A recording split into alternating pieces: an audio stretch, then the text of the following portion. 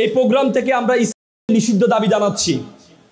আমি 3-4 মাস আগে আমি নীল নোটিশ পাঠিয়েছিলাম স্বরাষ্ট্র মন্ত্রণালয় তাকে নিষিদ্ধ করার জন্য, কিন্তু এখনো পদক্ষেপ গ্রহণ করা হয় নাই। ইসকনের সাথে হিন্দু ধর্মের কোনো সম্পর্ক নেই। ইসকন তারা বৈশ্বিক ধর্মে বিশ্বাসী, আর হিন্দু ধর্মে বিশ্বাসী। যারা তোমার মনে রাখবা, যারা সদস্য হয় তারা কালী পূজা, মূর্তি পূজা, তারা দুর্গা পূজা, কোনো পূজাতে বিশ্বাসী না তারা। সুতরাং আজকে পৃথিবীর যতগুলো রাষ্ট্র দেখো, মুসলিম, তুমি ইন্দোনেশিয়া বলো, মালয়েশিয়া বলো, সিঙ্গাপুর মতো উন্নত রাষ্ট্রে নিষিদ্ধ করা হয়েছে। চায়না আমাদের পার্শ্ববর্তী দেশ, চায়নাও নিষিদ্ধ। আজকে আমাদের ধর্মীয় সম্প্রীতি ধ্বংস করার জন্য একটা প্রক্রিয়া চালাচ্ছে। তোমাদেরকে এখানে যারা আছো, অনেক হিন্দু ধর্মের বোনরা আছো, ভাই বোনরা এখানে আছো, আজকে আমাদের দেশের জন্য অ্যালার্মিং। আজকে আমাদের দেশে যে ধর্মীয় সম্প্রীতি আছে, সে সম্প্রীতিকে নষ্ট করার জন্য একটা চক্র দাঁড়িয়ে গিয়েছে, আজকে আমাদের সচেতন থাকতে হবে। একটা শকুনের বাচ্চা তার বাবাকে বলে যে বাবা আমি একটু মানুষের মাংস খাবো, বলছে মানুষের মাংস খাবা? তো পরে সে এক জায়গা থেকে একটা শুকরের মাংস এনে দিল, বলছে না, গন্ধ দেখে বলছে না, এটা তো মানুষের মাংস না, এটা তো শুকরের মাংস। তো পরে আবার বাবা গিয়ে আবার তার জন্য মাংস নিয়ে আসলো, গরুর মাংস। সে সঙ্গে বলে না, এটা তো মানুষের মাংস না। তো শকুনের বাবা চিন্তা করলো, মন্দিরের সামনে গরুর মাংস ফেলে দিল, আর এই মসজিদের সামনে শুকরের মাংস ফেলে দিল। বাস, যুদ্ধ শুরু হয়ে গেল, 2-3 জন মারা গেল।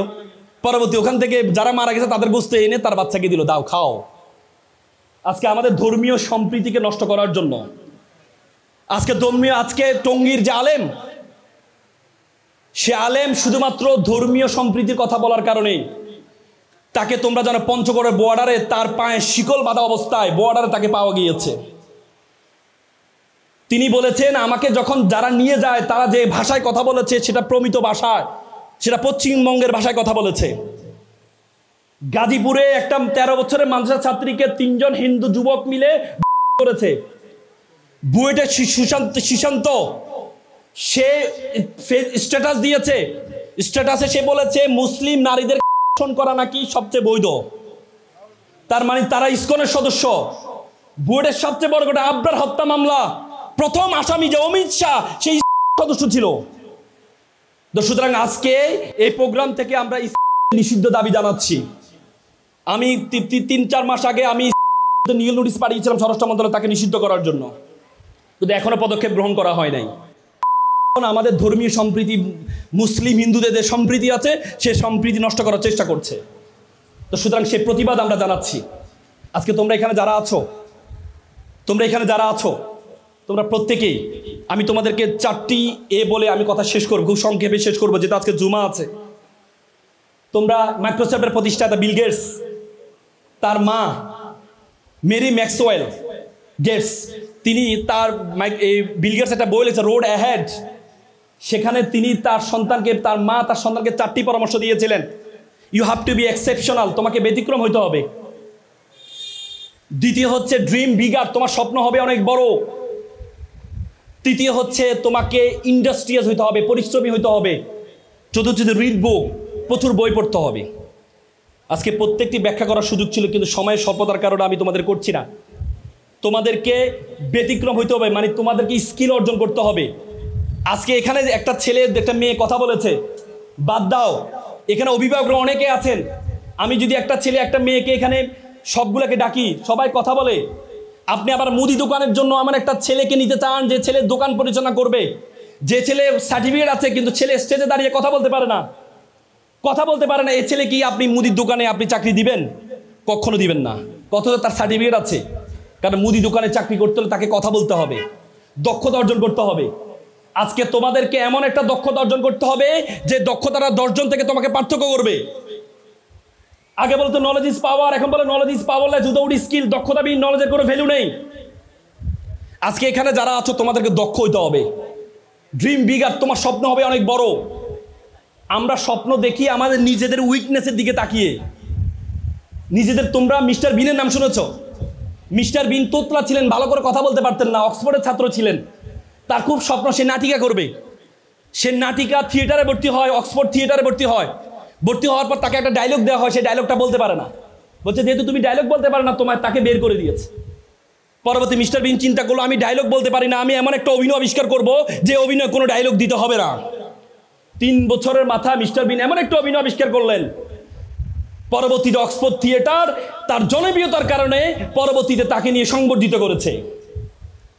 তো সুতরাং তুমি তোমার উইকনেসের দিকে তাকাবা না, তুমি তোমার উইকনেসের দিকে তাকাবা না, তুমি তোমার স্ট্রেংথ, আল্লাহ তাআলা তোমাকে একটা স্ট্রেংথ দিয়েছে, সেই স্ট্রেংথের দিকে তাকাও।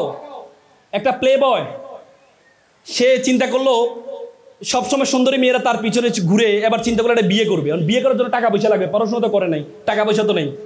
তখন বন্ধুকে বলো, বন্ধু বিয়ে করবো, টাকা পয়সা তো নাই। বন্ধু বললো এক কাজ কর, এমন একটা মেয়ে বিয়ে কর যে মেয়েটা চাকরিজীবী। তো সে চিন্তা করলো তাহলে একটা চাকরিজীবী মেয়েকে বিয়ে করতে হবে।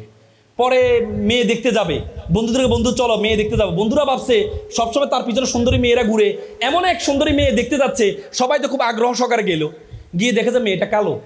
তো বন্ধু মেয়ে তো কালো। তখন ছেলে যা বেটা, নদীর জল ঘোলা ভালো, জাতের মেয়ে কালো ভালো। এরপর দেখছে মেয়েটা টেরা, তো বন্ধু মেয়ে তো টেরা, যা বেটা এটা লক্ষ্মী টেরা। তার মানে মেয়েটার যতগুলো উইকনেস আছে শুধুমাত্র যোগ্যতার কারণে তার প্রত্যেকটা উইকনেস ইউনিকনেসে পরিণত হয়েছে। এই জন্য তোমরা এখানে যারা আছো তোমাদের প্রত্যেকের উইকনেস আছে। আল্লাহ তাআলা বলেছে ওয়ামা খালাকনাস সামা ওয়ামা বাইনাহুমা বাতিলান, আমি আসমান এবং জমিনে যা কিছু সৃষ্টি করেছি ওয়ামা বাইনাহুমা বাতিলান, কোনো কিছু অনর্থক সৃষ্টি করিনি। শুধু তোমাকে অনর্থক সৃষ্টি করে নাই আল্লাহ তাআলা, তুমি সে পর্যন্ত যেতে পারো নাই বলেই তুমি বলো তোমাকে অনর্থক সৃষ্টি করেছেন। আমি আর কথা বাড়াবো না। আমার জীবনে একটা শিক্ষা আমি সবসময় বলার চেষ্টা করি, এখানে অভিভাবকরা আছেন, আমি এটা না বলে পারি না। আমার জীবনে পরিবর্তন করার জন্য এটা সবচেয়ে বেশি যথেষ্ট ছিল। আমি তখন ঢাকা বিশ্ববিদ্যালয়ের সূর্যসেন হলের ছাত্র ছিলাম। আমি যখন সূর্যসেন হলে পড়ি, আমাদের একজন মামা ছিলেন, নাইট গার্ড ছিলেন, তিনি সারা ধরে নাইট ডিউটি দিতেন। সকালে একদিন দেখলাম পিঠা বিক্রি করছেন। আমি বললাম মামা সারা ধরে নাইট ডিউটি দেন, সকালে পিঠা বিক্রি করেন, আপনি ঘুমানটা কখন? বলে যে মামা আমার জন্য দোয়া করবে, আমার ছেলেটা এসএসসিতে প্লাস পেয়েছে, যদি এসএসসিতে প্লাস বা আমার ছেলেকে আমি ঢাকা মেডিকেল ভর্তি করাবো। এখান থেকে ঢাকা মেডিকেল দেখা যায়, আমার খুব স্বপ্ন আমার ছেলেটা ডাক্তার হবে।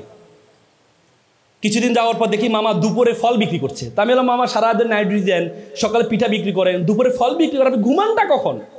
বলছে মামা আমার জন্য দোয়া করবেন, আমার জন্য দোয়া করবেন, আমার ছেলেটা এবার এসএসসিতে প্লাস পেয়েছে, কোচিংয়ে ভর্তি করতে 20-30 হাজার টাকা লাগবে, এই জন্য আমি একটু কষ্ট করছি। আমি ছেলে মেডিকেল হওয়ার পর আমি চাকরি ছেড়ে, এই চাকরি আমি করবো না। তা আমি বললাম মামা ছেলেকে ধর্মকর্ম শিখান্ত। আচ্ছা আমার ছেলে ভালো ছেলে, আসলে সময় পায় না, এমনি আমার ছেলে ভালো ছেলে। আমি বললাম তারপরে মামা ছেলেকে একটু ধর্মকর্ম শিখাবেন। পরে আমি তাকে কোচিংয়ে ভর্তি করার ব্যবস্থা, রেটিনে ভর্তি করে দিলাম, ছাড়ার ব্যবস্থা করে দিলাম। 3 মাস পর আমার রুমে মিষ্টি নিয়ে আসলো। কি উদ্বেলিত, কি উদ্ভাসিত, কি আনন্দিত!